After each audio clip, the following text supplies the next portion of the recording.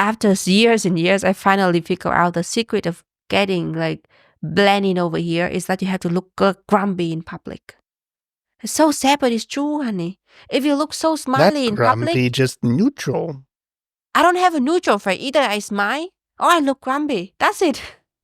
I don't have other. What is a neutral face? Like your face right now, you call it neutral. I call it grumpy already. When I first moved to Germany, there is a lot of unspoken rules in the society that I did not know about. As a result, I have gotten myself in quite many awkward situations over here. That's why today I would like to talk about that with you guys with the help of a German expert who is actually a German boyfriend. Hello. So you said there's a lot of unspoken rules in Germany? Mm-hmm. Are there also a lot of unspoken rules in Vietnam? Way many. Oh, sorry. Way many? Is that a right word? There's a lot of them, way more than in Germany. Really? But I'm Vietnamese, so I was raised in that environment. I know most of the important rules, but since I have no clue about Western society before I moved here, everything you guys did here, which is unspoken rules, is basically the opposite of what we are doing in Vietnam. Okay, I'm a little bit surprised because I always thought like that Germany has to be like the country of unspoken rules and everyone expects you to know everything, and like there's a lot of trouble coming from there, I guess. Because everyone expects everyone to do things in the right way. So let's get into it immediately. Tell me the first rule you would like to share with us. Yeah, big topic of German rules is of course like order. Like how you properly do something, no, and like this is what I was thinking about. Like you have to clean the pavement in front of your house when it's your turn, or the hallway when it's your turn. And nobody tell you that. Nobody tell you that. How the hell do you know if you just move here? How am I supposed to know that I have to be the one who actually clean the buildings instead of someone who the buildings hire to clean it? Like in Vietnam. Someone will come and clean it. I pay for the rent including the building cleaning. Why the hell am I cleaning the building by myself? That is a giant problem, I think, in general, because in many jobs that I've worked before, it was like that too. Like you're the new guy, and then everyone expects you to know all of the single small unspoken rules that exist there. And one time I even had that. Like I asked someone, like, "Hey, how are we going to do this? What is coming on there?" And then they said, like, "Yeah, just like last year." And left. And I was not there last year. What the heck? Yeah, I'm still pissed about the building rules still. Yeah. Like, okay, so nobody tell you that. You expect to know. And then every year you have to clean around 3 to 4 times. And if you don't clean it, people would notice that and they would complain. So that's how you would know if you didn't do it. But like, I don't know, just one rule that I do not enjoy at all.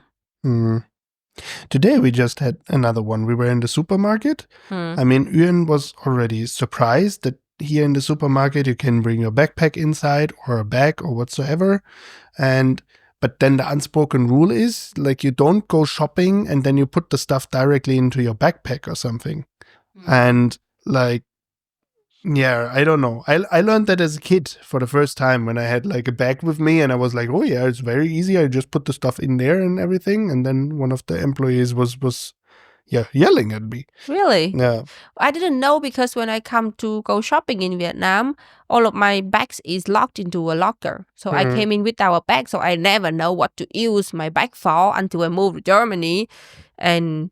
But I did that all the time. Nobody ever caught me yet. But thanks for letting me know Yeah, today. but like, for example, today we had stuff from 2 other shops already, like in the trolley. Yeah.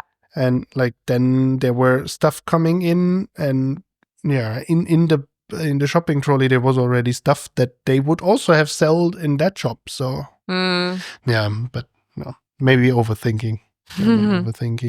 Oh yeah, other place that is really, really over challenging and full of rules is the sauna. And that is really something that I find problematic. And nobody teach you. Yeah, exactly. Nobody teach like there's no like I saw that before, like there were some rules explained when you enter the sauna area, but it should, in my opinion, it should be in every sauna area and it should be explained. And I think actually it should be also explained in English just for avoiding people to be embarrassed. For people who don't know how sauna in Germany works, once you get in, you have to be completely naked. You are not allowed to wear any piece of clothing if you get into the sauna room at all. You're not allowed to wear your bathing suits and stuff anymore. Like you could wear a towel around you, or like they're also selling like special like skirts made from a towel but fabric. Normally that is used for people to walking around the sauna. But once you get in the sauna, normally I have to say 80 to 90% of people are completely naked in there. Many people are definitely naked there. So when you're uncomfortable with that, you already should be informed that this is something you will see. Exactly. And then and both genders usually like together. Exactly. So in the sauna, you have those benches that you sit on, but you are just allowed to sit on your towel. You need to place the towel there and then have your body completely there so that you don't sweat on the wood. And nobody tell you that. Yeah, right? Nobody tell you that. Also, and like there's also health things that you should be maybe informed. But most of all, they inform about that. Like not to stay too long in the sauna and what to do afterwards. And then like sometimes you have small pools that you cool yourself down after the sauna. But before you do that, you really need to go to the shower and wash your sweat off. Otherwise, you have tons of people who are super, super mad at you because you put your sweat into the place where everyone wants to take a bath inside. Okay. Also, it's a very awkward situation when everybody is naked. So if you just get into it for the first time, you wouldn't know where to look. And sometimes you just get super lost and you stay a little bit too long somewhere, which is, I guess, for the beginning, kind of normal. But you should learn that if you ever get into a sauna in Germany, just don't look. Just look straight forward. Choose a point that doesn't have human there and fix your eyes in it. And never stare. Behave like it is the most normal thing in the world. Don't even smile or laugh or give someone like a cheeky smile that is a bit crazy. Just being as normal and natural as possible.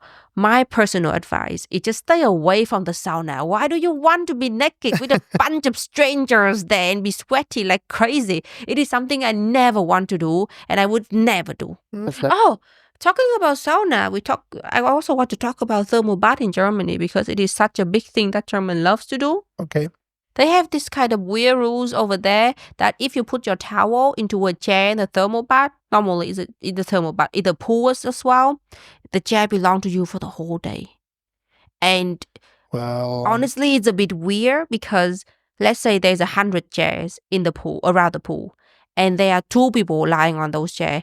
The 98 other is completely occupied because of those towels for the whole day and nobody use it. They just want to use it for like a place to keep their stuff and then they came for a little bit and they go down. So that's the rules that basically nobody write that down, but everybody just kind of agree with it somehow. So you have to wake up super early, get a chair, and it's your chair for the whole day. And I never understand it. Like, it just drives me crazy when I just want to lie down a little bit and all of the chairs are occupied. And I'm ashamed to tell you guys, but I have to change as well. I have to make the chair hotter sometime because I also want to have a chair and I have to do that too. But I would never support that. And the crazy thing is that this unspoken rule might even beat like the written down rule that is written down there publicly. Please do not. Yeah, don't reserve chairs. We will remove your towels and stuff, and no one does it. And nobody dare to remove it because they went crazy when you do that to them. I don't know. I don't know if ever someone did that. Like I never noticed that someone did that actually. But I think it would be just like time to do that. Let's start a movement. Yeah, it would be consequent. No, for the place itself. Like when it already has a sign there, don't occupy the chairs for the whole day. Then actually have people who are collecting the stuff and put it into a big box or something, and then you can pick it up there later. Exactly, guys. Let's start a movement. We should tell all of the resort and thermal bath in Germany to have like one person to just removing towel constantly, and then we all will have like a lot of chairs so we can rest together. Yeah. And then something that also shocks people are like naked beaches. I heard that there's even naked trailways now because like there was that movement in Germany called Freikörperkultur. Like freedom for the body culture, and your body is the most free when it doesn't wear any clothes. Okay. And yeah, it can be pretty shocking when by coincidence you end up at one of those places, like at a lake. I don't mind having people being naked around me. I just don't want to be naked around people. But like, I really don't mind. You can be completely naked around me, as long as you're being nice and polite about that. Yeah, Uyen was at a naked beach on the North Sea. Seemed a little bit shocked. Because I didn't expect there would be a naked beach. That was the first time I see something like that before. But there's not many rules around that place, like in the sauna. Like a huge difference coming to my mind is the distance that people hold in public from each other. Like whenever I'm in Vietnam, or like in Asia in general, because there are more people on fewer space. Like everyone is walking directly next to you or is halfway walking into you. Yeah. And like you have very few private space, and Germans are very uncomfortable with that. Yeah, but the funny thing is German is uncomfortable with like people getting too close to them, but they are fine with hugging each other and sometimes kissing each other on the cheek. Vietnamese is always breathing on each other neck in public, but if you ask them to hug their family members or their friends, many of them have trouble doing that. So it's a pretty interesting differences, I would say. Yeah, that's actually true. Yeah. But like with the kiss on the cheek, I also find it more the exception. Like don't expect people to all be fine with that just because maybe you saw one time someone doing that. I always was super uncomfortable with that. Honey, you are uncomfortable with so many distant rules anyway, like especially in public, like whenever if anyone come too close to you, you immediately like either you switch lane or you switch seat or you trying to get away from them. You always try to have like Really? Yeah, your distance space. That's what I see with many Germans as well. They like to have their own space and they don't like it when people enters it. And that's why it's so hard to make friends over here. Imagine meeting someone in public, like a stranger, and you try to get close to them to talk to them, and they look at you super uncomfortable because they don't want you to cross their boundary for you to get too close to them already. Imagine. Yeah, but like, I mean, you can be close to them, just not like too close to them. So it's like approaching a dinosaur. No, like Jurassic Park. You just get in slowly with the hand like this. Yeah, and until maybe they not attack you. They shake your hand then, and then everything is. So what is a safe way to? That's actually a good distance. Like the most common greeting is like shaking another person's hand, and that is a good distance to stand so that you're comfortable can shake the hand. Okay, next topic, please. What are like the most common topics coming to your mind for small talk in Vietnam? How old are you? Are you married yet? Do you have a kid? Compliment your clothes normally, or giving you skincare advice. That's what people do over there, at least to me. No, that's all stuff that you would not expect from a German to talk about. Yeah. Like you would not directly ask for the age. Yeah, the age thing was so weird because, I mean, I'm not saying that German is weird with that. I'm just saying in general it's a weird thing to do. How do I make this clear? Like in Vietnam, it is a must to ask each other age when you first meet each other so that you know. I know why. Because it tells you the right pronouns. Yep, exactly. You need to have the pronouns, and then basically when someone is older than you immediately treat them with more respect. And when they know that they are younger than you, they basically just treat you with a little bit less respect. in a nice-ish way, not in a completely mean way, but that's the way it is in Vietnam. But over here, everybody is kind of equal, no matter how old or how young you are, and nobody asks each other age ever. And I somehow have changed from a person who used to ask everybody their age because I was in Vietnam and I feel not very normal with that. Until now, every time I have to ask someone age, I cringe because I was so afraid they would get offended. Yeah, but most of the time it's okay. You just should not ask older people, maybe. I mean, it's also not really a taboo. It's just like if it's one of the first questions someone asked, like maybe someone would react a little bit weirded out. But you also always said that it's very normal to ask for the salary. It's normal to ask about money over there. I'm not sure if you work in the same company, maybe it would be quite taboo as well. But in general, people love to talk about money in Vietnam. They love to know how much money you make and how do you make money, because they also love to make money as well. But over here, I don't think you ask about salary at all. I also noticed that like there is a difference, like when you bought something new. In Vietnam, I have the feeling like then you brag like how expensive it was, and here you brag how cheap you got it, like for what good of a price you got it. Okay. And like how much money you were able to save for something. Yeah, like many deeper topics you would rather not talk here about with small talk. Like what? Like religion as well, politics. Religion as well? Why? I don't know. Like religion is basically you have for yourself. Really? Like, why is it so sensitive? Like for me, it's just your belief. No, actually this is more the other way around. Like you barely talk about it by yourself. Like you could ask someone about something, that's okay, but like you would not bother another person like with big religious questions. Yeah, or like do you believe in God and everything?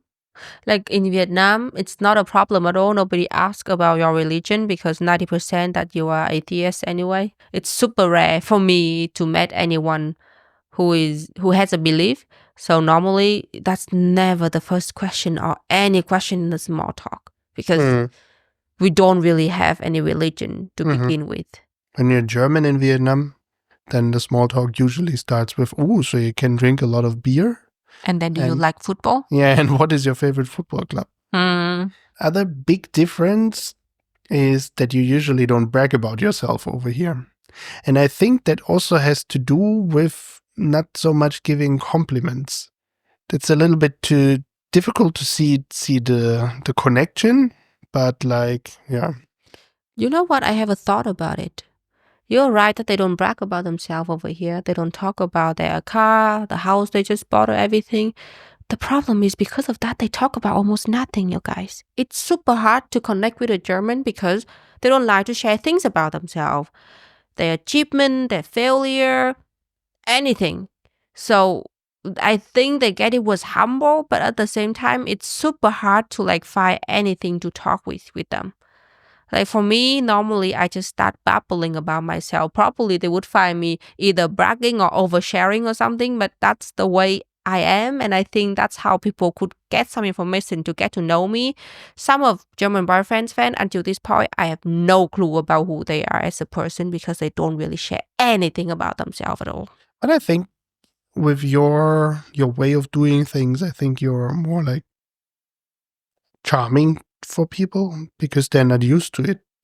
I don't think that they're bothered by that. I just feel like they like it. Yeah, thank you. But I'm bothered by I know. You guys don't like open up and share a little bit about yourself. Even. Yeah, but I mean, people do share. I mean, sharing and bragging are two different things. Yeah, but like for you guys, sharing and bragging is like so close to each other. If you get a promotion, it would already consider bragging for you guys. Like you wouldn't come to your friend and say, I got a promotion, I got some more money, party and things like that. It would be considered a bragging for you. If you bought a new car, you buy a new shoes or something like that. Like with friends, you would share something like that. I don't. But not as often as Vietnamese though. But you don't brag like with the things that you're good at or what you. Really? Yeah. See? If I'm good at something, if I can sing, I would let everybody know, and I will sing for everybody.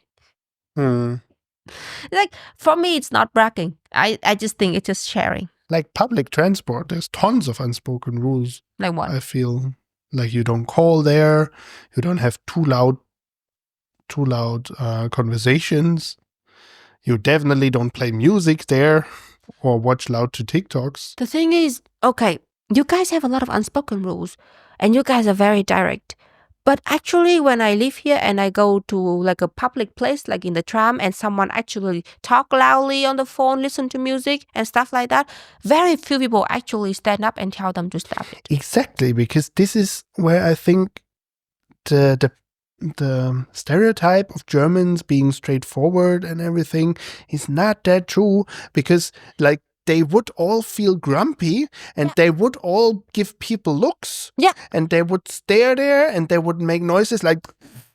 But they wouldn't like tell you to stop. Exactly. They wouldn't address the problem and ask you. And if they say something, then it would be very passive aggressive. Yeah. Like, of course, there's nice Germans out there that would do it differently, but I think, according to my experience, like most of the people would do that. I wouldn't say that was nice or bad, because if I see someone doing bad things in public, I wouldn't say anything, not because I'm nice or I'm not nice. Because I'm just scared. Exactly. I'm just not brave enough. So I just like too afraid of them, confronting them, and then they actually being violent or something like that. So I would see the one who actually speak up is the brave one. And I didn't see that many of them actually. But then, like, no, it would more be like then they would start talking to other people and complain about a third person in hearing distance or something. Like there would be a whole dance around it before everyone would actually say something most of the time. Yeah, and normally it's German boyfriend who say something. Maybe I should tell him to stop doing that before he get into trouble. I say something sometimes. I don't know.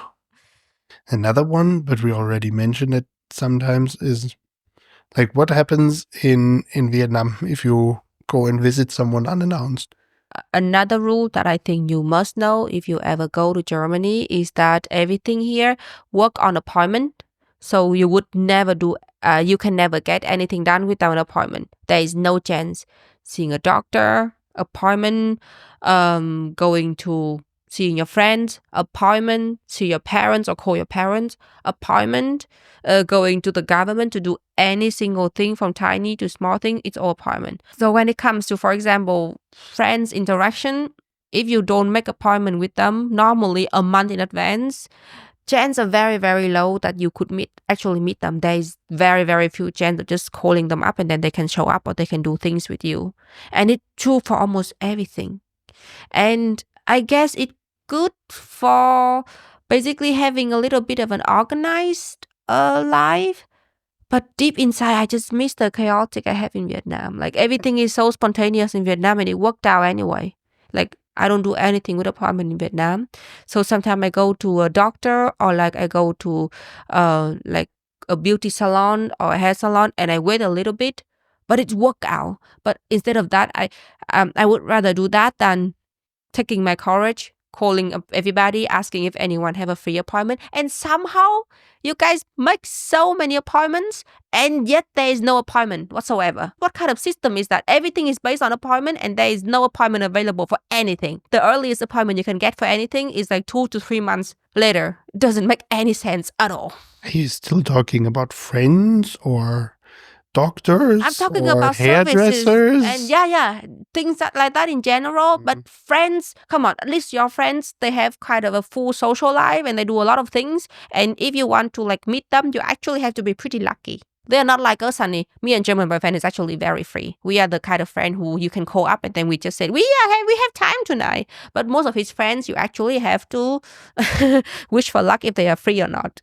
When it comes to the working place over here, I don't think I have a lot of experiences as much as German boyfriend because I work from home and I do have like let's say partnership with my manager company. So I kind of work with them, but I'm not actually their colleague and stuff like that. So although I don't actually work in a German company, I would say I could kind of get the vibe over here. And let me tell you, I love it and I miss the vibe in Vietnam at the same time. Like over here, I think there are way less drama because everybody just there for work and basically they work and they go home. But in Vietnam, it's also kind of a family dynamic. Once you work for around 2 to 3 months, you started to get very close with each other. And after 1 year mark, basically we are bestie. Half of my friends in Vietnam, very close friends in Vietnam, are the one that I worked with before, and we are still very close with each other, and we definitely overshare a lot when we were still working together. But over here, everybody keep such distance. It's really, really hard to get close to them. They do not want to, I guess. And you have to be really, really lucky to find one coworker who actually want to talk about anything but work beside. It's actually true that many people try to separate like private life and work life. But My dad really confused me when I was a child when he was talking about a colleague, and I was like, so your friend did this and that, and then he told me like he's not a friend, he's a colleague. But like, what is the difference between making friends in life and making friends at work anyway? I know it could be complicated, but you spend so much time of your life at work. So, yeah, definitely. And you interact with them the most. It would be pretty sad to not even, I don't know, getting at least 1 or 2 friends after all of that experience. Then another thing, in many places, it would be like an unspoken rule that when it's your birthday, you bring something. So like a cake. And that is definitely also something that is shocking many people. Yeah. Many people would more expect that they would get a cake. But no. I would expect that when I was in Vietnam. On my birthday, I don't even need to move a finger. I woke up, 5 of my friends is in front of the door, bringing food and cake. One of them bringing me shopping. And they carry you to work? Exactly. Show up at work, 5 birthday cake waiting for me. The whole day was just constant party and give and congratulation. And when I move here and I expect to bake cake for my birthday, I didn't do it. And I will not do it in the future. You get me cake or you have no cake on my birthday. All those people who refuse to integrate. Yeah. So what do you think about noises over here? It is definitely way more quiet than Vietnam. I think everybody is way more polite when it comes to like public noise. They are weird and mean and impolite people talking loudly as well. But because there are so few of them, you can see that. And in Vietnam, everybody is loud. So it's hard to even notice that someone was extremely loud or something. I liked it actually. At first, it was really hard to get used to because I'm actually a very noisy person. So I was actually the one who was attracting a lot of attention from the old generation, and it was pretty hard to adjust. But now I think I'm getting to the rhythm. I'm being quiet, and I expect other people to be very quiet too. What do you think about it? I always really suffer when we're in Vietnam and everything is so loud. I really need to have a very low noise level around me. But no. And sometimes, no. Yeah, because I was growing up here with few noises and everything. And I got told like, you're behaving too loud. Don't make noise. Another thing, just to let you know, if you go in public and you smile too much with people you don't know, they don't see it as friendly. They find it weird, honestly. Yeah, they might actually have a problem of thinking that you're flirting with them. Or either you're flirting with them or you're being not genuine. You're trying to get something from them. Exactly. It was so crazy because I'm basically a smiley person since in Vietnam. And whenever I go to Audi and I smile with them, they looked at me as if I just insult them or something. And after years and years, I finally figured out the secret of getting like blending over here is that you have to look grumpy in public. It's so sad, but it's true, honey. If you look so smiley in public... Grumpy, just neutral. I don't have a neutral face. Either I smile or I look grumpy. That's it. I don't have other... What is a neutral face? Like your face right now, you call it neutral. I call it grumpy already. Like the resting face, it's not a bad thing. It's just how I was programmed. The resting face is a grumpy face. My mom always yelled at me for having a resting face because she thinks it's impolite. So we always have to smile to make people happy. It's definitely not good. Actually, it's your childhood trauma coming out. Exactly. I'm not complaining about how German is being grumpy. I'm just sharing you guys how I figure out how to blend into the society by just looking grumpy. And that's my success story. There is one thing that I didn't know existed until I moved over here is that if you're not home, normally the neighbor would be the one who accepts the boxes for you. The post packages. Exactly. Although they don't know who you are. Like complete stranger just getting your valuable stuff, and then they keep it in their house, and you have to come and get it. That's a really weird system when you think about it. Exactly. And if you forget to go get it, or no one tells you that they have something. There was one situation that was so awkward for us because sometimes we do accept partial packages for our neighbors too. And then one time there was this one packages that was in our house for like 2 months. And nobody came like to 2 claim weeks. it. 2 weeks? Okay, nobody came to claim it. And we were... I was there like at least 2 times trying to ring the doorbell. Yeah. And then after that, we were just kind of busy. We didn't leave a note as well. Yeah, we were even sick for some days. Yeah. And everything. And the neighbor didn't know that the packages was in our house. So they were searching everywhere. And then when they found us, they were pretty pissed actually. But yeah, it's just a weird system, totally based on trust. That, you live here, you can get your neighbor package. You don't even need to know each other. Well, actually, I think at the end they will come and complain if the thingy is not there anymore. Like the company. But I don't also not sure how it works now, because in earlier times you at least needed to sign something that you accepted it for the neighbor. Now they just throw it in your house. Yeah, now they just throw it into your hands or in front of your door or whatsoever. I mean, they also leave like packages for people, like at the common place where everyone has his letterbox, where everyone can walk by, no one gets seen, and just take it. I find it highly questionable, or even in front of the house door. But have we ever lost any packages? Not really. Once or two, like the system based on just days. It kind of works somehow, and surprisingly, we did not lose that many. So I would say there's a secret into that. Maybe it teaches a moral about our society. Yeah, it's not that bad. Yeah, exactly. It's not as bad as what you're used to say. Another thing about neighbors over here is that Sunday is very important for them. That everybody has to be quiet. And sometimes it could be very extreme, which means if you plan to clean the house, mow your lawn, or do anything, fixing something in the house because you have day off, you cannot do it on Sunday. Which honestly doesn't make much sense, honey. It's a weekend. People deserve to have time to do things in their house it's too. Sunday. You just don't do it on Sunday. So what else? I think it is possible to arrange your stuff so that you can do the stuff on other days. Like I managed to do it. Sometimes it sucks when I'm like, okay, I wanted to drill something.